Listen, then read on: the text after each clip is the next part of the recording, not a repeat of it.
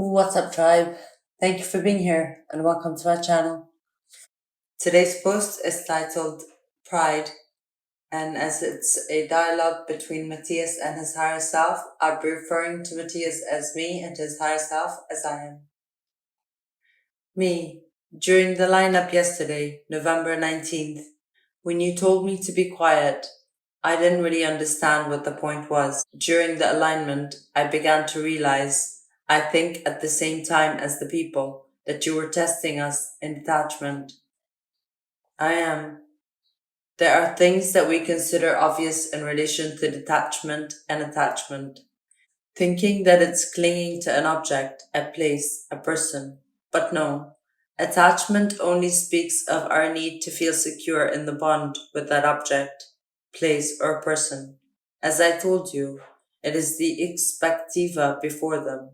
Well, you do not cling to the external, but to the internal emotion that its presence produces in you, like a drug. What makes you addicted is the chemical reaction it produces in your body. Nobody's addicted to a drug only to have it in a bottle and contemplate it from time to time. Me, it's true. It's all a matter of feelings. I am. For this reason, we become attached to the expectation of feeling these sensations in us. At the end of the day, all attachment ends up being an expectation. And we must be very careful with this, because when we refer to the outside world, we usually do it based on what we expect of it, and not on what it really is. We judge others according to our own perspectives and expectations of what is and is not correct. Me, it's like talking about politics and religion. They are delicate but easy to refer to and visualize when it comes to analyzing attachment and projection.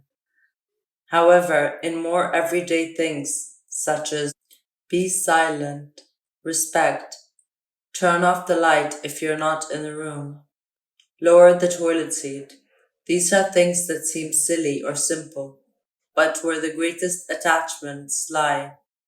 I am. The human, like everyone else, is an animal of habit. A habit is a predictable routine that gives security. Thus, the human mind is designed to foresee. It evolved in relation to expectation, waiting for something to happen as I expected. I believe, I feel, I intend is a key to calm, security, trust, peace. Me, like when we listen to a song which is made up of moments of tension and resolution. If the song is stopped in a moment of tension, our mind will do its best to finish the next phrase by resolving the tension. It's almost impossible to control. I am. So attachment is not just a dependency issue, but a systematic, biological, human designed issue. It is essential to recognize this to understand that we have attachments, even in the smallest things. Me. Yes, from the talk yesterday, I could see the hundreds of attachments that I have, from the dumbest ones. Like it makes me very nervous and bad that someone takes my pen when I'm writing. In order to make notes on my own text staining or crossing out, or touching the ink of the last thing I wrote with my finger.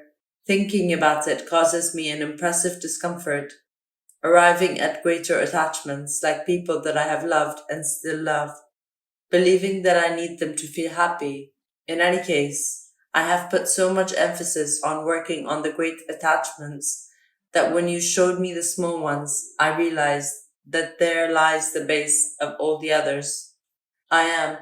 In your mind, you design everything in a big way, visualizing the superior, when everything you see is based on small things. In physics, we can see this with any object, your body, for example. You interpret as a body, and yet it is a product of billions and trillions of atomic and subatomic particles that support the larger image. So you understand that the greatness you saw only exists thanks to small aspects that make you up. Me, it's true. We don't pay attention to the simplest and smallest things, especially those who, like me, have so much of Leo in the astrological chart. We are almost destined to look at everything with eyes of greatness and improvement. Many times in my life, I fall into gigantism, depriving myself of the little moments. And that's what I wanted to ask you. The idea that our mind seeks the bigger image puts us in a place of superiority, of absolutism. And many times when expressing that vision, I fear falling into the perception of conceit, as if he believed me more than the others for speaking about these things fluently. How does talking about the higher vision differ from pride? I am. Suburbia comes from the Latin word superbus, which is the adverb for superior.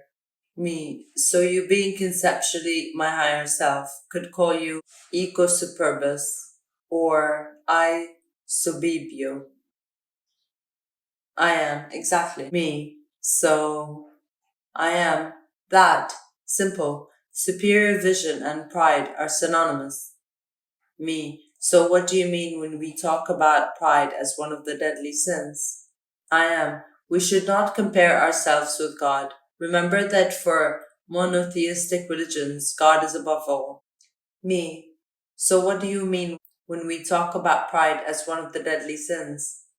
I am. We should not compare ourselves with God. Remember that for monotheistic religions, God is above all. He is the only one, the superior, the overcoming consciousness, the supreme. No one can be above God or consider himself a God. Me. Clearly, for monotheistic views, what we're doing here to acknowledge that we are God is heresy, for we are putting God at our level, or us at his. I am.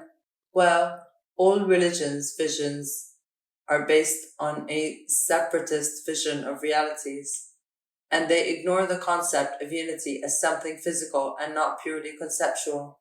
In the manners of the world of forms, they see separate bodies, separate natures, separate cosmos, and they cannot perceive that the same atoms that make up your body are the same that inhabit the stars as the sun. The ancient vision of placing God in the heavens. He had God position himself as the king over the place, or the feudal lord over the castle. This is why God is called the Lord, and we are his subjects. But from the real world view, there is no superior being, only visions from different heights. The closer to an object you are, you may know a lot about it, more than any other, but you lose your ability to see the bigger picture, the context of that object. It's like being an expert in literature, but not knowing the origin of words, books, history, and not knowing the context of the writers. Or being an expert in medicine, but not understanding the body as an extension of universal energy and vibration. That is, as a subjective rather than a physical object, and at the same time, on the other hand, to see such a big image of things, a superior and transcendental worldview, which prevents you from knowing the details and specialities of the objects or subjects. Me, I notice that the arrogance we usually refer to is considering that one's own vision is the right one and the most important, despising the other's vision. I am, exactly. The problem is not a superior vision. The problem is to consider my vision the only one, irrefutable and powerful over the others. He who on a beach considers that the most important thing is the grain of sand denying the beach is a proud ignorant. He who contemplates the greatness of the beach, despising every grain of sand, is a proud ignorant. Pride is not a sin. Sin is being ignorant and using pride as a tool to glory in your ignorance. And remember that ignorance refers to not taking knowledge, to the denial of it. The true pride is in the feet. Me. Why on the feet? I am. Well, the true complement of true pride is humility. Humility comes from the word earth, humus. Therefore, it is the ability to be terrestrial, with your feet on the earth. For a long time, we have been led to believe that humility is a synonym for humiliating, which comes from the same root, but describes the action of putting someone on their knees,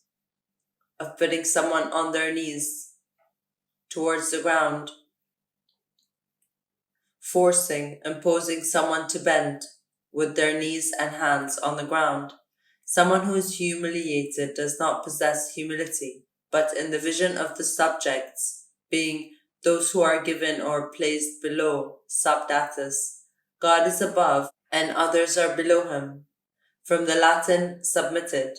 In the religious vision, humility has been compared to submission, kneeling before the Lord, not questioning, having what is just and necessary, not exalting, not to raise your voice, or to show yourself more than you should, or to stay under the line,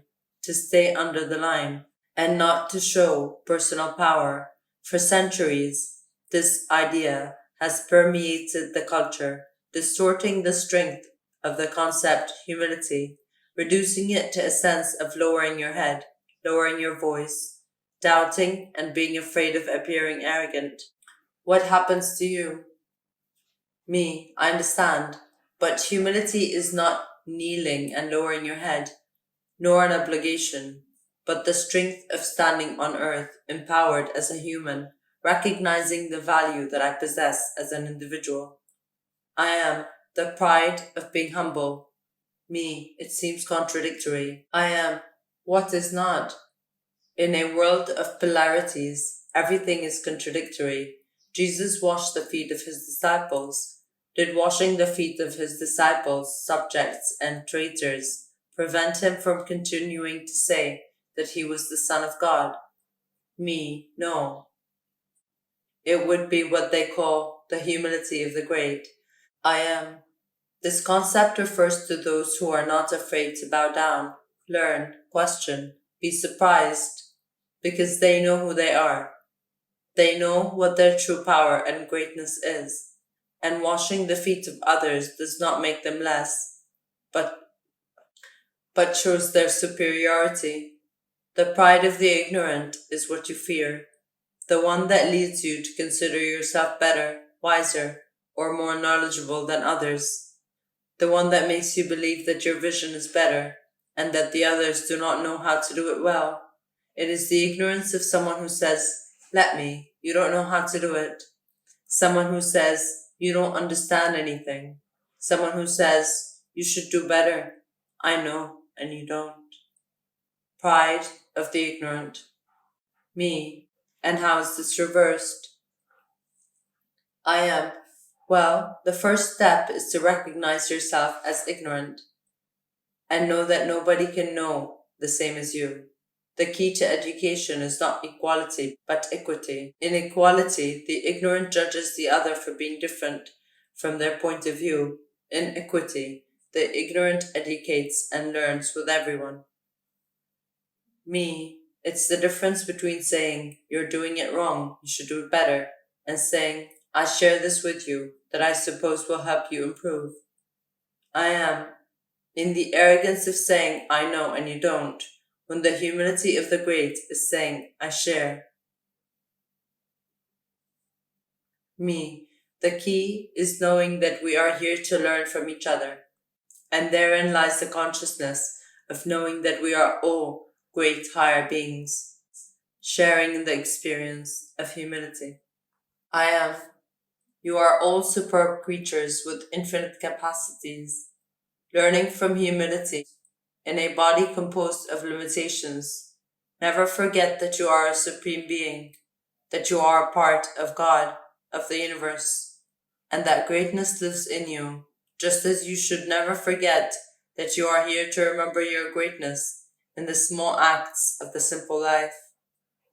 Me, the pride of the ignorant is to consider that they have the answers.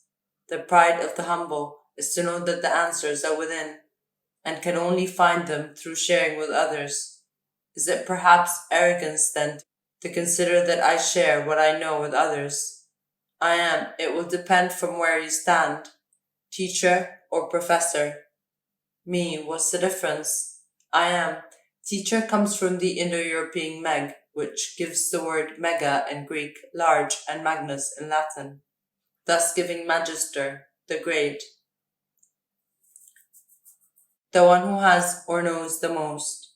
Professor comes from a Latin concept that comes from pro, towards, for, and from the Indo-European bet, which means to speak, giving rise to the word like phatos in Greek, said, or fatiri in Latin, which is confess. Professor then refers to the one who speaks to others, who shares the dialectic.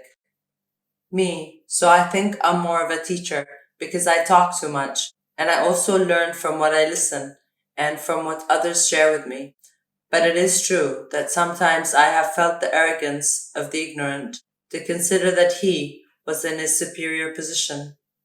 I am, and it's in those moments when someone shows up to teach you something you didn't know. Me, yes. Put our feet on the earth.